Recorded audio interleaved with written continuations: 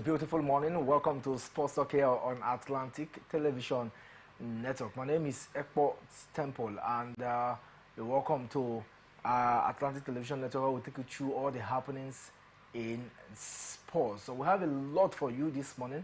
I can tell you that the Sports Ministry are already preparing for massive showdown in support of the Olympic athletes. And of course, we also saw Novak Djokovic not very happy with the happenings in the ongoing Wimbledon, and a lot happening ahead of the Olympics, where some of the athletes or some of the players arrived late or preparing to arrive haven't because of visa challenges. All this will make for a proper conversation here this morning on Sports, so don't go anywhere.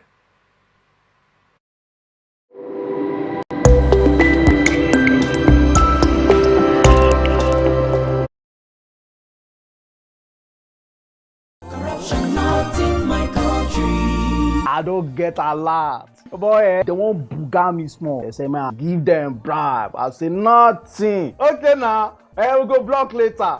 You remember that contract we will do that time now? They don't pay. But first, you see the house rent with the old things. We go first call caretaker, take the money, slap him. Beg, see, you know, say I get annual levy why they pay for club. Where me and boys they shark beer in our house, I could pay that one. You remember say me and tell you I go buy you motor. I go buy now. Okay, they pay you money now. We don't they beg caretaker? Why would they beg landlord, old man, and they agree give us time? Money can't come now. You won't divert time. You said na corruption. Corruption, not in my house and not in my country. Sure? Sure. Corruption not in my country. This message is brought to you by the Akinfade Foundation, the MacArthur Foundation, and with broadcast support from Atlantic Television Network.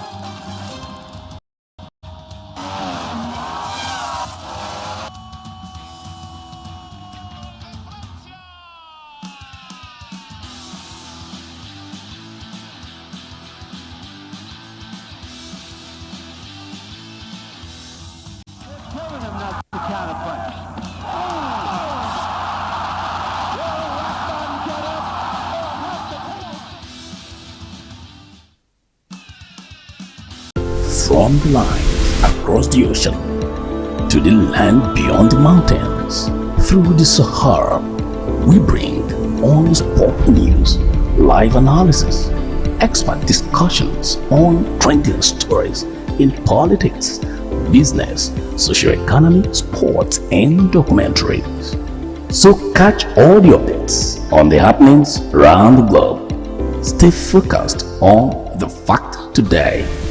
Only on ATN.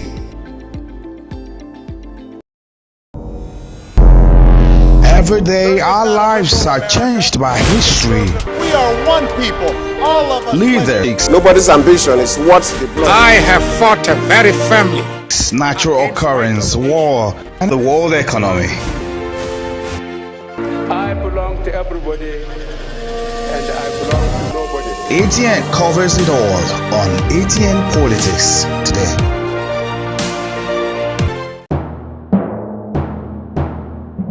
Corruption not in my country.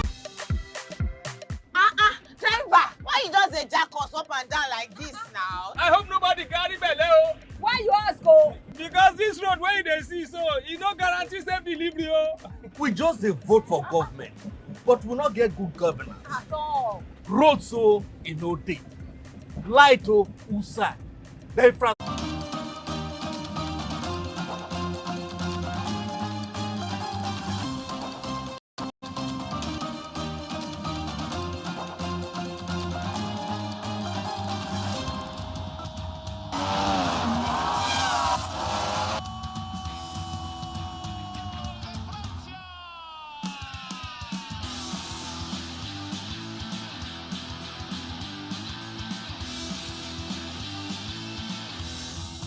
Telling him not to counterpunch.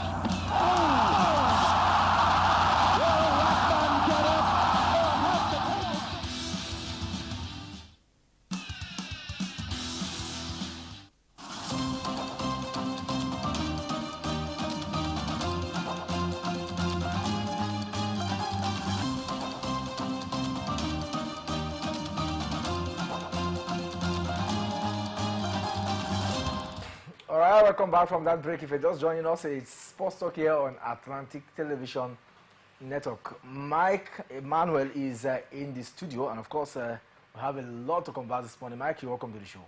Thank you, Temple. Good morning, and good morning to our viewers. They're always a delightful moment to talk sport on this beautiful morning. It's always a delightful moment, like you said, and I think that it's even more delightful if we start our day with tech ball this morning. And not a very popular sport, but it's gaining momentum in Rivers State as the Rivers Ways will play an exhibition mini tournament as part of its activities, line up to mark the opening ceremony of this year's Captain Lechi Amadi Polytechnics Rector Cup. And this is part of the, a way of also showcasing the excellence of these new sports that are yet to be known. Yes, for me, I think we're going to go a whole long way to also even make the sport itself more popular, because if you don't take it to different states as well, many people may not get to know about the sport. People will not pick interest. They only pick interest in what you are seeing with your eye, in what you take joy in. So for me, I think it would be a nice avenue for most of the players to also showcase their skills, and some of the coaches, the technical directors as well, to also continue to improve on the knowledge of the game. Of course, we expect that the knowledge of the game should be improved in all ramifications, and that's what we hope for. And of course, we must also give smiles for on the faces of the Ogun State Scrabble players and officials who were part of the Team Nigeria to the delayed African Games, and they were rewarded with cash prizes for the performances by the State Governor Prince Dapo Abiodun. Athletes who won gold medal were awarded 500,000 each. Silver medalists were given 350,000 each. Bronze medals got 250,000 each, while coaches and other athletes couldn't make it to the podium, received 150. A naira galore for all the athletes. I'm sure that this is even coming more timely. If they had received it earlier, I'm sure that they would have used it for other purposes. But they say he who laughs last, laugh best. It seems that's what is happening in Ogun State right now. Yes, I think for Ogun State, they have deemed it necessary to also start rewarding adequately sportsmen and women who have done on the color of the state and the country at large to represent them when it matters most. I think when you go out there, you do something magnificent, you need to be appreciated, you need to be rewarded. And you weren't able to make it just because you are not selected.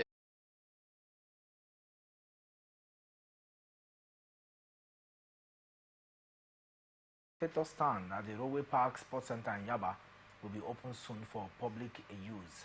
Speaking at the distribution of sports equipment to schools, the Lagos State Sports Trust Fund recently, the governor praised the body for its commitment to youth development through sports.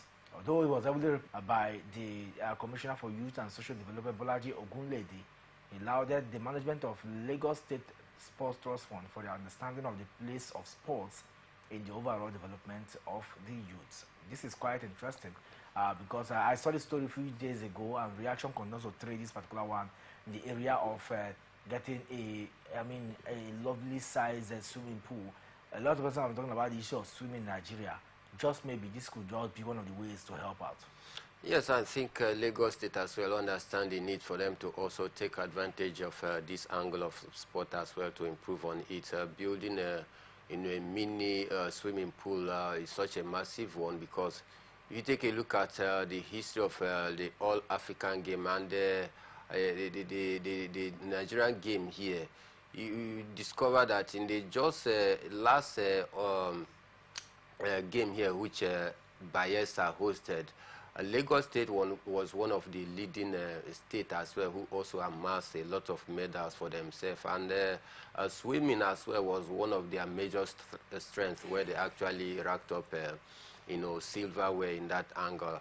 And I think for me, this should be done on some of the states that, are closely within the riverine region.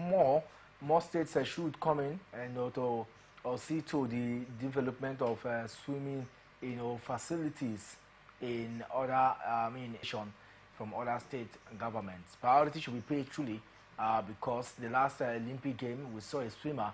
But if we have more, I'm sure we can get more swimmers representing us with good timing and with good swimming styles, that we allow them to be part of the Olympics come 2028. All right, away from that now, let's talk other sporting stories, and this time we'll move in, to wrestling, but still in the preparation for the Olympics.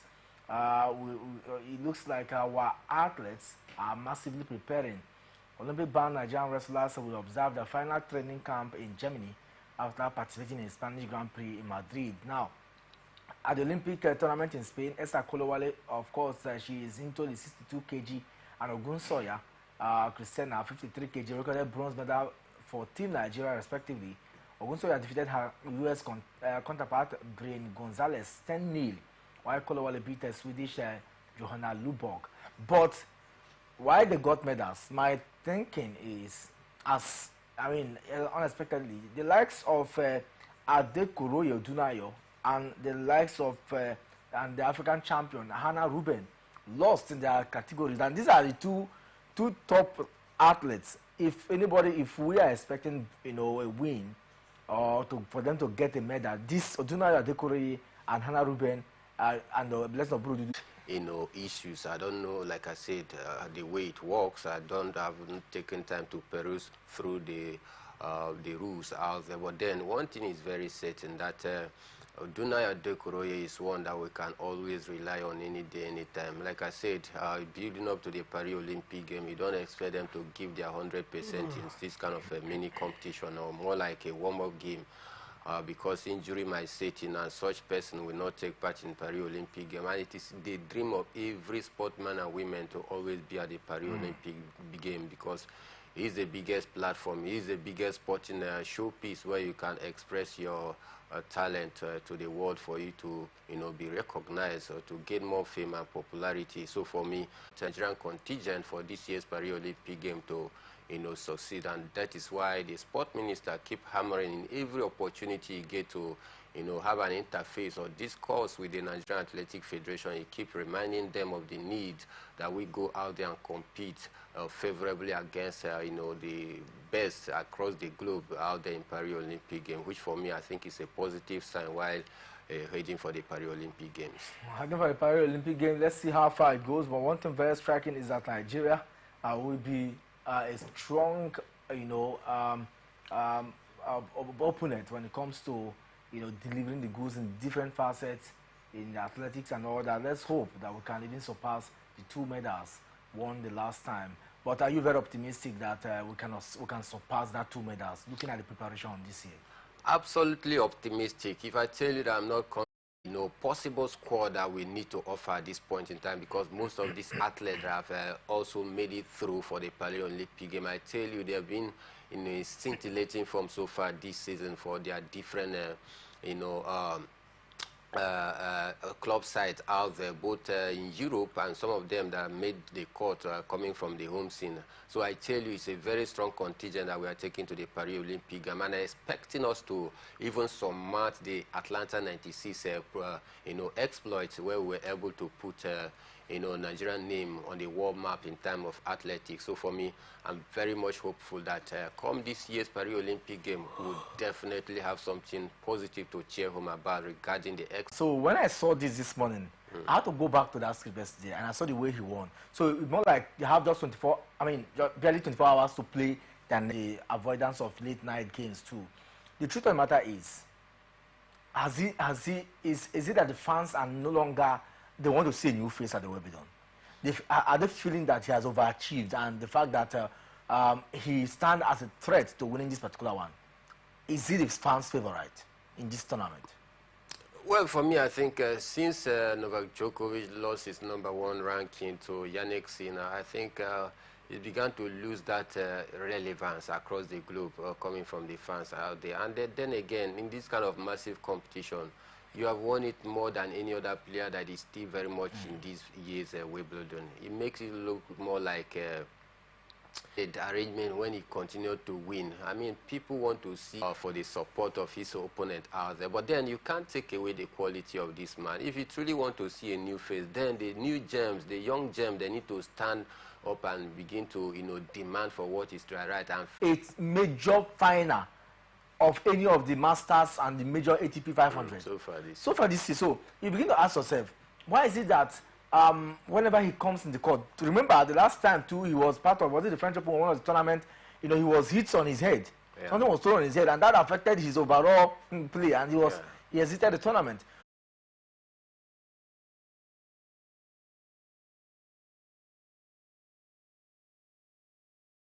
But then he just demand a respect that truly, you know, he deserves. That is all about it. So for me, emotionally or psychologically, I do not think that this is going to affect him.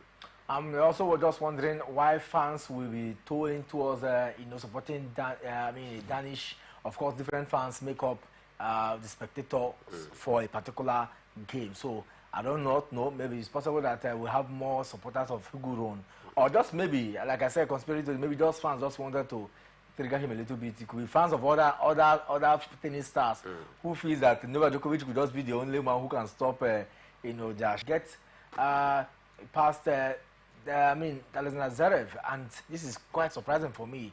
You know, Zverev has been very fantastic this year, but maybe his issue of grass court continues because he's not a very good player when it comes to the grass court. But the Fries is true, and Ala. She was full of emotion because of the airstrike that was launched from Russia that killed thousands of children, and of course also destroyed a particular children's hospital in Ukraine. This is very emotional. Very, very emotional, you want to say, for one who truly understands the need of what brotherhood is all about, one who truly understands nationalism is all about, and patriotism, because you can't actually be happy giving your best on the court out there when you discover that your brothers, your sisters, you know, your relative, you know, your countrymen is being killed out there by, you know, the Russians. I think it was quite emotional. Like I said yesterday, I think this heinous and reprehensible act of, you know, violence is something that is very condemnable. I think Russia should be called to order. United Nations as well should wade into this matter and see us to be able to strike in a peace accord between, you know, Russia and these people. Because for me, I think it is not acceptable anywhere in the world where you continue to kill not only children, pregnant women, boys and girls in all categories, most especially advancing closer to where the children's hospital is. I mean, that is the height in of... war, there are exceptions to war. It has trickled down to sport because when it continues to affect players on the court, their emotions will not be at rest, and of course, that could... I mean, I was even surprised how she was able to win that particular game against, you know, Xinyu. That was a dogged display too in straight side. Let's hope that it will be sorted out. But then, well, there's a lady who is now the most ranked player on the court, Elena Rybakina, and she is preparing to take over the mantle. How she goes about this is yet to be seen. But she was able to dispatch her opponent, Aina Kaliskaya, in a fine fashion. And I'm just thinking how far she can go. Quickly, let's talk about American Danielle Collins, who is retiring this year formally from the beautiful sports of tennis, and she was hosted out, you know, by Czech Barbora Krejcikova. I mean, I always have the feeling that whenever you want to retire, I mean, it looks like you should be having all this thing, but if you don't play well, definitely you will be hosted out. And this week, the finalists on Saturday and Sunday will be made known. But just also say that Ostapenko beat Kazakhstan Yulia Putinsheva. If you remember this lady, she got past Kori Kokogov, and I think she was the one who also was she the one who defeated Iga Swiatek. Yeah, she was the one who defeated Iga Swiatek. Going forward, but she has been ousted that, and it takes just one stone to get past a top opponent, and then it takes another to flush you out. I mean, I would have expected her to go at least to the latest. She won the Birmingham Classic earlier this year, and the one would have expected that she can go. We're going on a short break now. When we come back, we'll talk football matters as Finidi George continues his resurrection with Rivers United.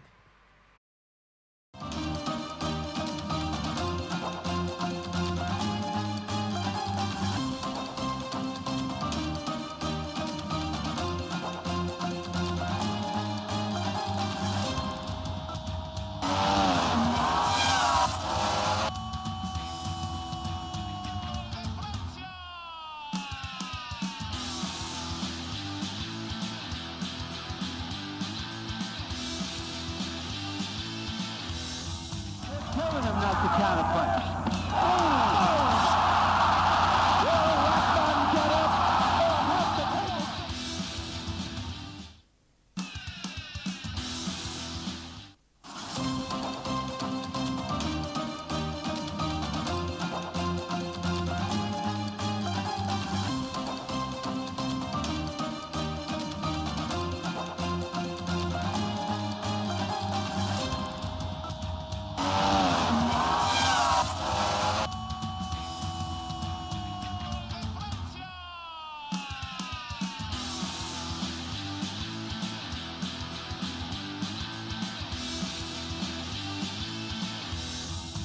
Telling him not to counterpunch.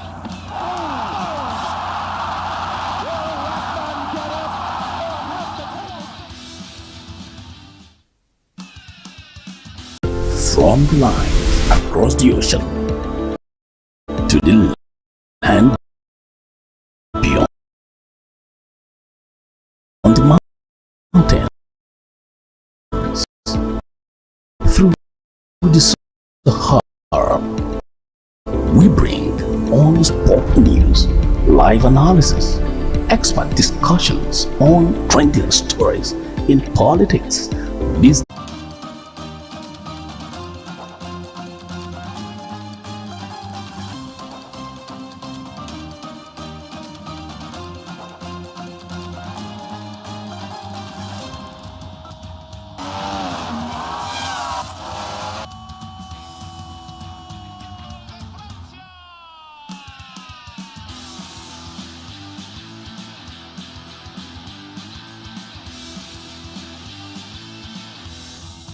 Telling him not to counterpunch.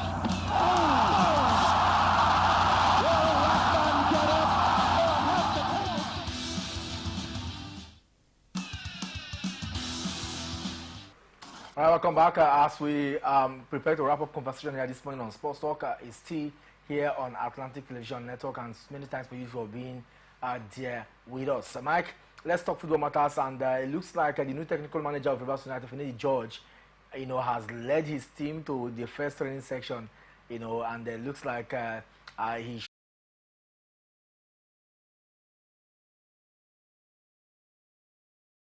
between playing away games and also coming back home to also continue their league games, and that as a part of that hectic season, and that is why they had about 6 outstanding games in the just concluded season because of those fixtures that always come tentatively, which for me is not good for the players.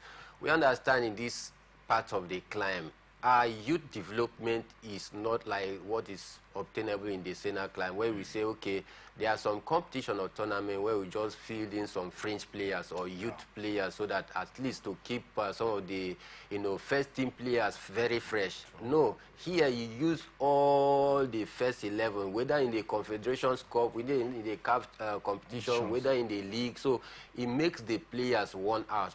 Don't forget, they are also human. They are not machine or robot per se. So I